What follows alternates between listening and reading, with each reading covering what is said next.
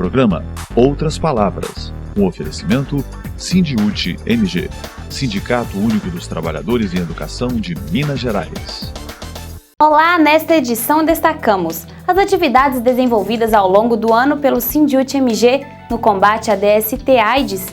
Educadores e educadoras de Minas Gerais dão exemplo de resistência na luta pelo piso salarial nacional. De Brasília, as notícias da CNTE. Ações pedagógicas de combate às doenças sexualmente transmissíveis e AIDS foram desenvolvidas pelo Sindiúte MG em Minas Gerais. Acompanhe agora alguns momentos importantes desse trabalho.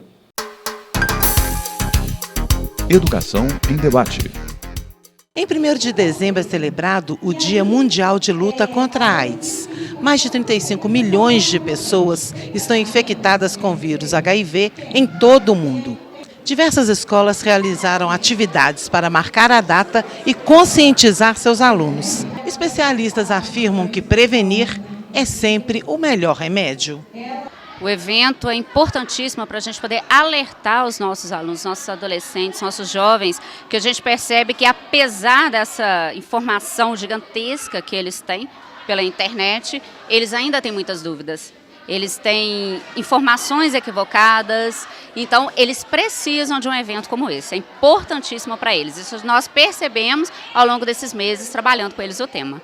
As informações a gente esclarece bem para eles que a prevenção realmente é o uso da camisinha, o cuidado que eles têm que ter realmente com os objetos, né, cortantes, as seringas, todas as informações básicas que eles precisam para ficarem alertas e tentar a prevenção e principalmente a informação para eles, o conhecimento. Tem sentido uma conscientização maior nesses meninos, nos alunos nessa faixa etária? Alguns chegam a assustar a gente, porque você acredita que um jovem com tanta informação, ele não tem dúvidas em relação a isso. Mas a partir do momento que a gente trabalha, né, principalmente com esse evento agora, realmente essa conscientização começa a ser percebida.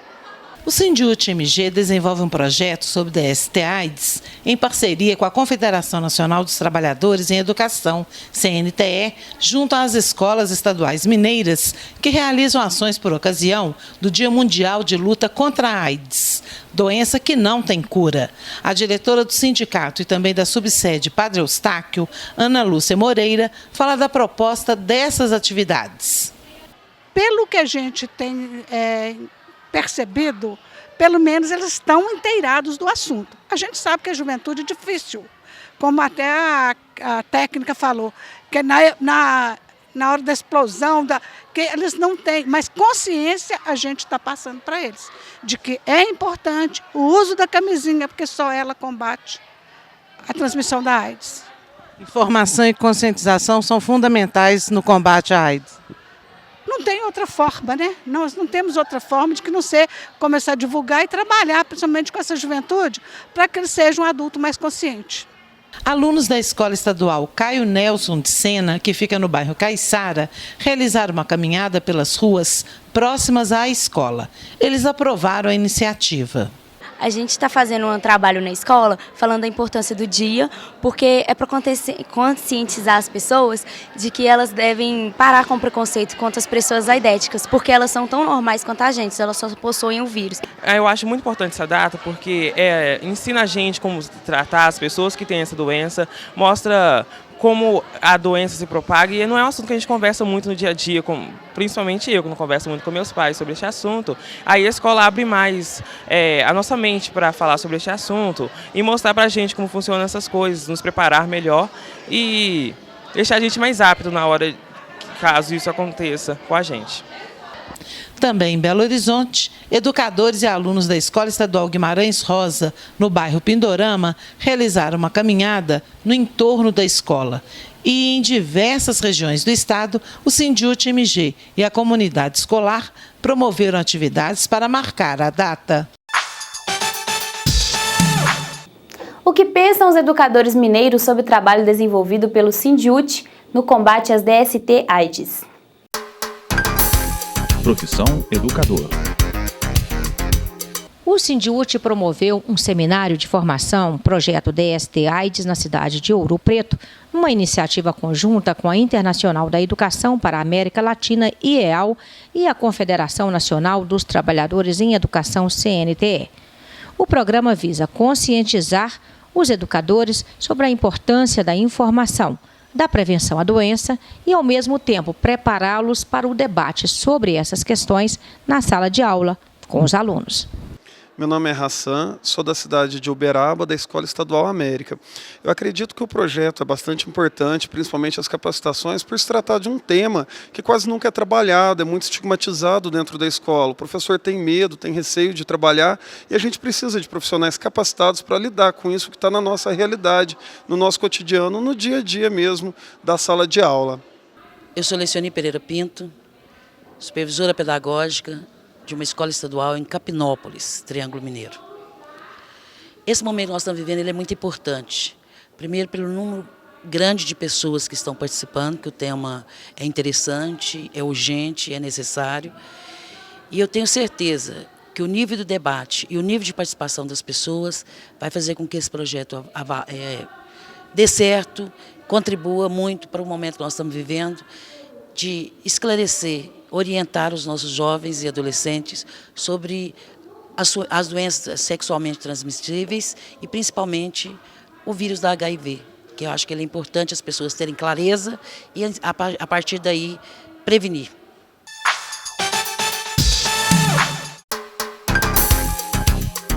Momento CUT Minas. No Momento CUT Minas, destaque para as principais mobilizações da classe trabalhadora ao longo de 2015. Essa primeira gestão ela foi importante porque retomamos lutas de rua, de mobilização em várias áreas e assumimos, principalmente na reta final desse mandato, a luta em defesa da Petrobras e articulamos muito com outros atores sociais, articulando com movimentos populares, com o movimento social e juventude. Eu acho que esse é o grande saldo nosso de mobilização e de organização. Para o próximo período, nós discutimos aqui nesse congresso agendas importantes, então reforçamos a luta contra a terceirização, reforçamos a necessidade de permanecermos nas ruas contra o ajuste fiscal, mas também reforçamos a nossa defesa intransigente de políticas públicas, defesa da educação, da saúde, moradia, como direitos fundamentais da classe trabalhadora e, consequentemente, a luta contra qualquer projeto neoliberal, seja no município, no estado de Minas Gerais ou em agendas no nosso país, e fizemos um debate e a definição de uma intensa agenda e de plano de lutas. Estabelecemos, então, políticas de ação da CUT Minas no que se refere à juventude, no que se refere a políticas permanentes, fizemos um debate específico da atuação da CUT Minas frente ao governo do Estado e a definição de políticas públicas aqui no próximo período. Então, é um balanço positivo e o Congresso cumpriu o desafio que nós nos propomos, que era fazer um Congresso como um aglutinador de forças. Isso também se espelhou na constituição de uma chapa de unidade para a direção, que foi eleita com a presença massiva dos ramos, do campo e da cidade e de sindicatos de várias regiões do estado de Minas Gerais, colocando aí a diversidade, a pluralidade de representação que nós temos dentro da nossa central, com todas as forças políticas. Então nós saímos mais fortes desse Congresso para as lutas do próximo período. As principais lutas dos trabalhadores da educação em Minas Gerais. Calendário de lutas. Minas contra o golpe. Foi essa a resposta dos mineiros nas ruas da capital em 16 de dezembro, no dia do ato nacional de luta contra o impeachment. Milhares de pessoas vindas de várias regiões do estado em caravanas passearam pelas ruas de Belo Horizonte para mais uma vez reforçar que no Brasil a democracia é que vai prevalecer. Bora, Cunha, sai pra lá, o dinheiro sujo é que vai te condenar. Uma das músicas que entoou a voz da galera durante o ato contra o impeachment da presidenta Dilma e pelo Fora Cunha é do então Tá Vieira. De onde surgiu essa inspiração toda? A inspiração está no ato sem vergonha desse rapaz aí, eu vou te chamar de rapaz, né? Cunha. Então eu me inspirei na cachorrada para fazer o que está na boca do povo em todo o Brasil.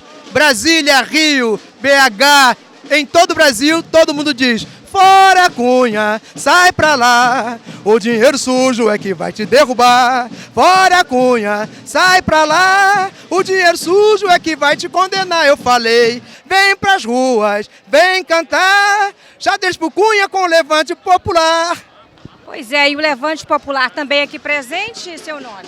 Meu nome é Felipe, eu sou membro do Levante Popular da Juventude de Montes Claros e a gente do Levante está aqui nas ruas hoje para dizer que a gente, primeiro, está totalmente insatisfeito com a política brasileira. A gente acha que o sistema político brasileiro precisa passar por profundas mudanças e essas mudanças só vão vir com uma constituinte exclusiva e soberana do sistema político e que hoje a gente está na rua para dizer fora Cunha e dizer também que não vai ter golpe, né? A democracia ela é dita nas eleições, ela é dita nos votos e o cidadão brasileiro já disse, já escolheu a Dilma. Então, se as pessoas estão insatisfeitas, que nas próximas eleições então elas possam decidir se colocar qual é a outra pessoa que elas querem substituir ela. Agora, na base do tapetão, fica difícil, só traz dificuldades para a população. Então, a gente está na rua, não vai ter golpe, fora Cunha e por uma constituinte já.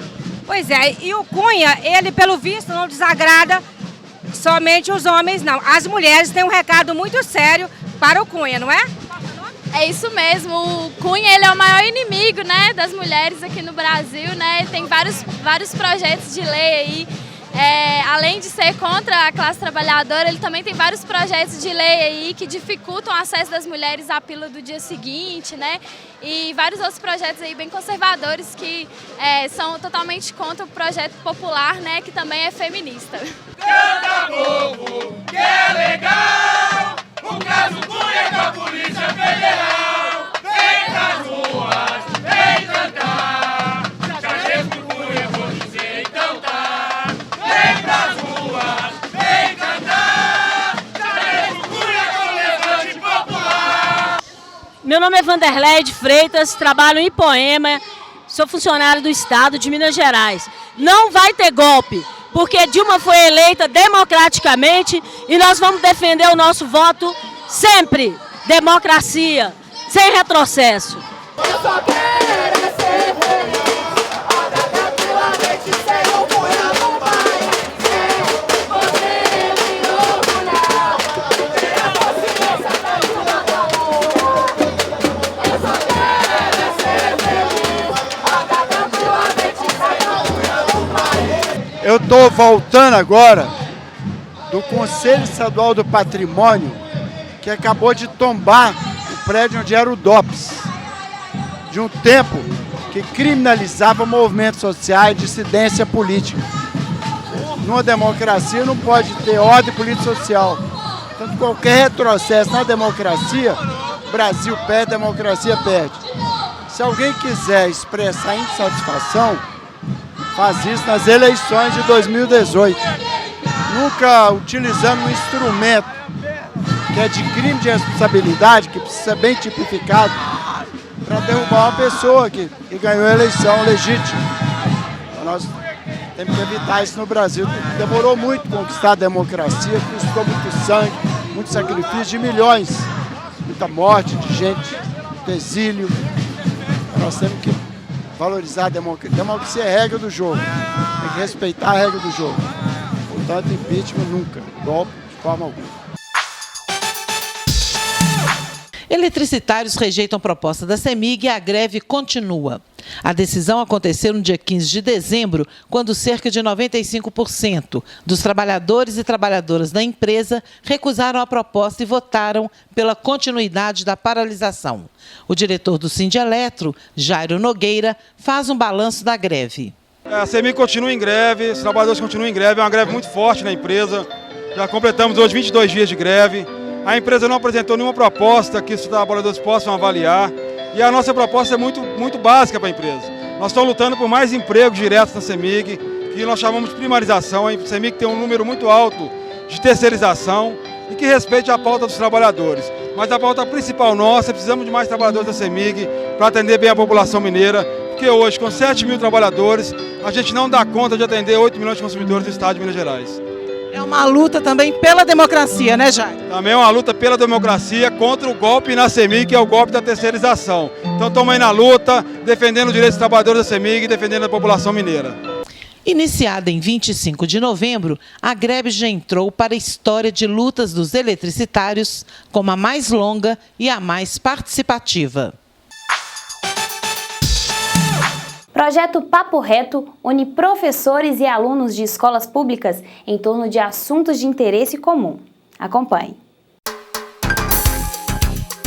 Atualidade. Hoje nós recebemos no estúdio o professor Marcos Martins, ele é da Escola Estadual Leão Renault, em Belo Horizonte, e vamos conversar sobre um projeto super bacana e inovador, o projeto Papo Reto. Não é isso, professor? Isso mesmo. E o que é esse projeto? Eu sei que envolve adolescentes, né? Mas como é que surgiu? Qual o conteúdo dele? É um projeto, na verdade, que a gente está em andamento com ele. Ele surgiu no ano passado, a partir do interesse dos próprios alunos. Eu dava aula para os meninos do Ensino Fundamental 2, nono ano, antes de chegar no ensino médio, e eles estavam um pouco ansiosos, com certos anseios por algumas dúvidas, alguns diálogos. E uma coisa que a gente tem percebido, nós professores, né, principalmente na rede pública, que os alunos, às vezes, eles não têm muito espaço, até mesmo para dialogar, falar sobre eles, sobre as questões deles. Né? Então, a partir desse momento, a gente sentiu essa necessidade nos próprios alunos, para que eles pudessem, né, falar um pouco sobre eles. Então, o projeto é um momento de diálogo, um momento em que a gente faz um debate. E esse projeto surgiu a partir de uma iniciativa de um grupo de professores? Quantas pessoas estavam envolvidas? Sim, somos 3 professores. Né? Éramos 2 professores da escola, né? Professor Leão Renault, e contamos com o apoio da professora Luana, que é professora de Psicologia da Educação, psicóloga, que também, nós 3 juntos, né? Fomos os responsáveis, inclusive, pela formação e pela criação desse projeto. E esse projeto já fez aniversário agora de um ano? Fez um ano agora, e a gente continua esse ano, né, inclusive com os alunos desse ano. De que faixa etária esses alunos? Eles são do nono ano, estão na faixa etária de 14, 15 anos. E vocês conseguiram, antes da gente entrar mesmo no projeto, envolver quantos alunos dessa instituição de ensino? Para nossa alegria e surpresa, nós tivemos uma média, foram 12 encontros, e uma média de cada encontro de 50 a 60 alunos. Então foi significativo, né? Sim, sim. Agora, eu fico imaginando que o jovem nessa idade, o adolescente principalmente, às vezes ele não encontra muito espaço em casa, né? Com a própria família, para abordar vários assuntos, né? Relacionados, por exemplo, à sexualidade, né? Que eu acho que deve ser uma demanda nessa área.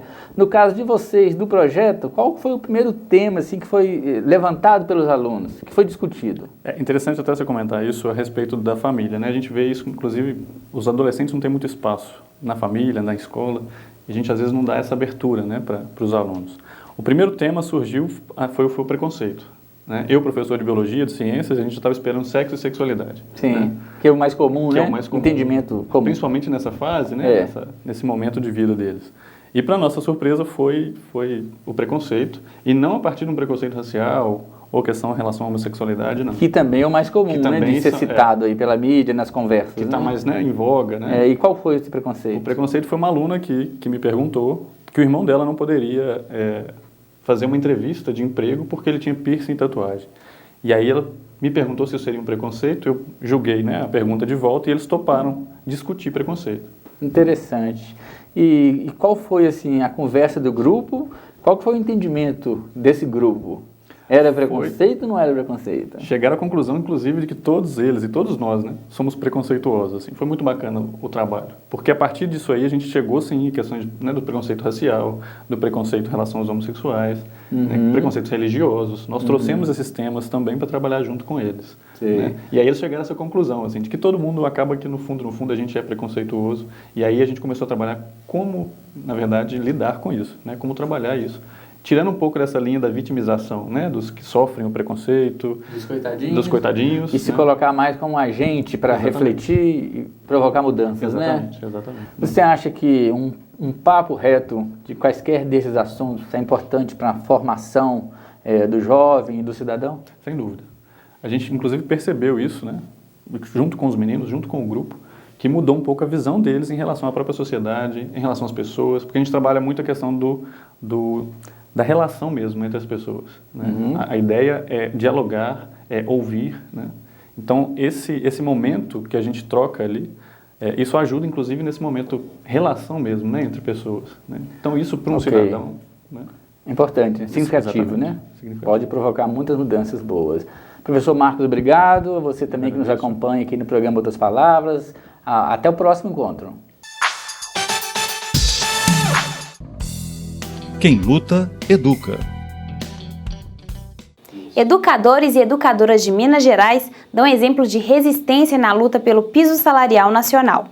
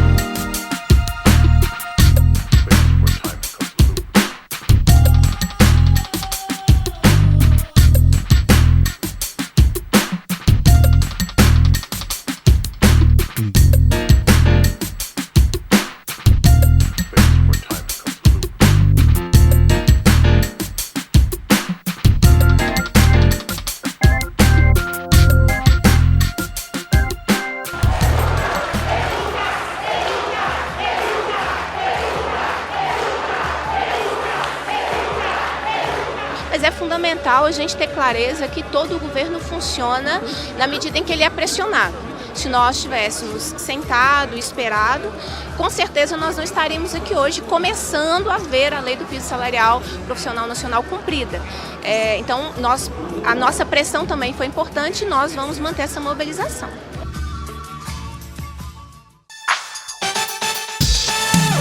Vamos a Brasília com as notícias da CNTE. Momento CNTE.